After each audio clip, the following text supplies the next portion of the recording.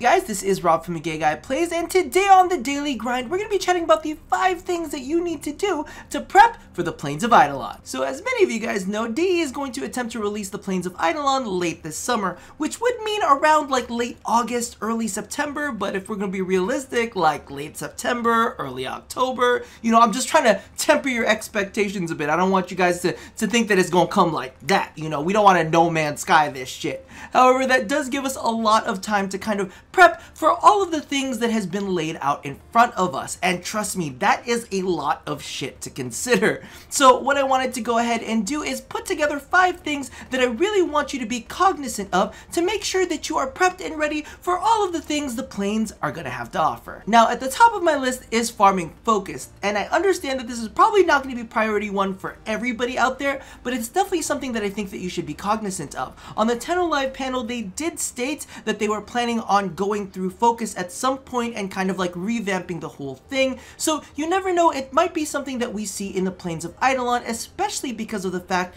that we are going to be getting operator upgrades. So I feel like this is their opportunity to kind of go in and maybe slip a couple bonuses to our operators through the focus tree. I'm not promising that it's going to be a thing that will definitely happen with Plains of Eidolon. However, this is something that you can passively do in the background to make sure that you're racking up points in the trees that you're interested in. If not, at least just make sure that you're racking up points, because I'm pretty sure that they did state that when they did redo the whole focus thing, that they would make sure to give us a respec to kind of, you know, be able to have those points float around and we'd be able to explore pools. So definitely be sure that you are aware of that. At least gather points passively at the very least, because you never know, we might see something absolutely amazing come out with the operators and you might not be prepared for it. So be sure that you're ready. Okay, so I know that at least a quarter of y'all have rolled your eyes upon seeing this screen without me even getting the words out of my mouth. But yes, I want you guys to go ahead and level your Arcwings. In fact, I want you to make sure that you have leveled all of your Arcwings. Get those mods and even forma them if you need to kind of like fit them in for a really good solid build. And the main reason that I'm pressing this upon you is because if you plan on playing against those Eidolon, you need to make sure that you can hit those Eidolon. Remember, these things are like Lefanta size, if not bigger. You're not going to be able to hit weak spots. Okay, I'm assuming that there are going to be weak spot stages to these enemies, right? You're probably not going to be able to hit them if you don't have a functioning Arcwing. And clearly this is where DE is saying this is going to be the end game portion. So they're not going to hit you a little. They might hit you a lot. And the big reason why I am saying make sure you level up all of your Arcwings is because supposedly they're going to have different tactics whenever they spawn, so you really want to make sure that you can kind of cover all of the bases. You don't want to just rush in with an Odonata Prime and assume that that's going to carry you throughout everything. So make sure that you have leveled up every single one of them, that you have formed them just enough to at least get some decent mods in there so that they are nice and functioning. Now, the weapons, I don't think that you really actually have to touch, mainly because in all of the demos that we've seen so far, you're using your normal standard Warframe weapons, so, you know, a little less stress for you there. However, at least get your Arcwings done. At least, like 2 of them. Like, grab an Amisha and grab, like, an Elytron, and maybe you'll be good, but legitimately, if you want to be prepared, like, get everything so that you have all of your bases covered. Moving along, the next thing that I want you guys to focus on is to make sure that you are farming up and building your forma. And the main reason behind that is that we are going to have access to Hawk's Anvil. And as you guys know, that's about 200 plus weapon combinations that we have right there in that little spot. So clearly, if you find one that you love, you're probably gonna want to forma it. In fact, you're probably gonna want to forma several of them. Now, for melees, you usually don't need that much forma, but you're gonna need at least 1 apiece if you've got your prime mods ready and equipped. The other thing that I want to point out is that with every major update, we have always had a Warframe that comes along with it. So now we've got Hawk's Anvil, and we've also got Glass Frame and all of the weapons that come along with her, including that glass shotgun. And that's going to be really interesting to play around with. So now we've got glass shotguns, we've got the glass kunai, and then we've got the melee weapons from Hawk's Anvil and the frame itself. That's going to require a good chunk of forma, and as you guys know, forma takes like a day to build, so you definitely want to go through and start building them up now so that you are ready to go as soon as the update drops. Now, to continue on that farming subject, the next thing that I want you to focus on, you can actually do while you're picking up your forma, is to make sure that you are nabbing yourself yourself some vaulted blueprints.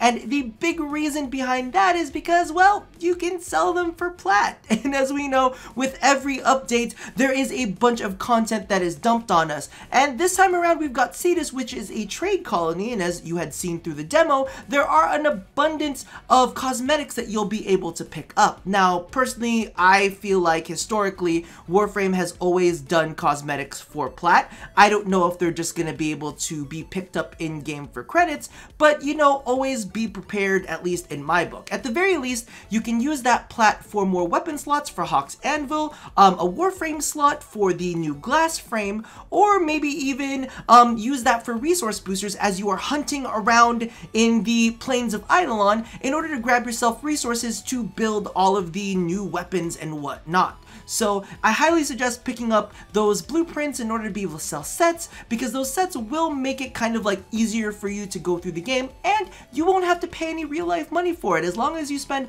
a little bit of your time investment now to go ahead and set yourself up for later. Alrighty, if y'all did not roll your eyes at me for the Arcwing stuff, you're about to do it now, because things are about to get Care Bearsy as fuck, alright? Now, this is something that I definitely need to impress you. You have the time.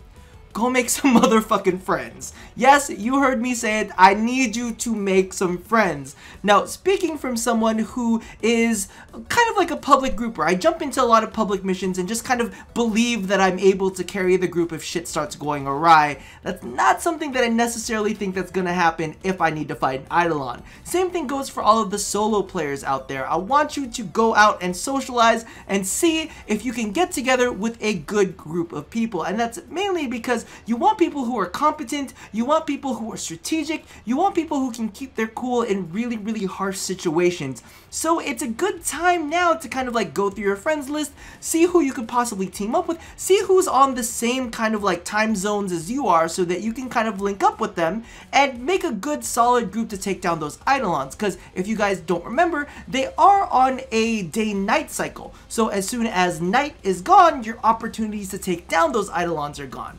So definitely keep that in mind, because you don't want to kind of walk in with just like a puppy group or a group of people that just don't know what the hell they're doing and waste all of that time trying to take something down and have nothing to show for it. So definitely make sure that you're doing all of the socializing you can. Figure out the goodies from the baddies, figure out the people who have like listened to lists like this and actually prep themselves for the actual event. You don't want to walk in there with someone who has like no Arcwing whatsoever and you're like, well, what you gonna do about all this? So definitely keep that in mind. It is going to be a big thing. This is really going to kind of bring people together, especially because we're going to have that cool 50-person hub, and we're going to have really, really interesting transitions from that point on. So make sure you are doing your socializing now. Make sure you're getting your groups organized and together now, so that at least you have a handful of people that you can jump into these missions with, rather than just saying, let's pull someone from recruiting, because y'all know that doesn't always go so well. It doesn't always go terribly.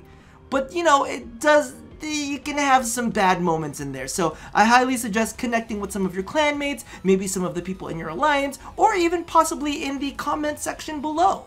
I mean, that's a thing, right? My community is probably one of the best communities out there in Warframe, or find other Warframe YouTuber communities that you enjoy as well, or Twitch streamer communities, and kind of like link up with people that way, because you know what?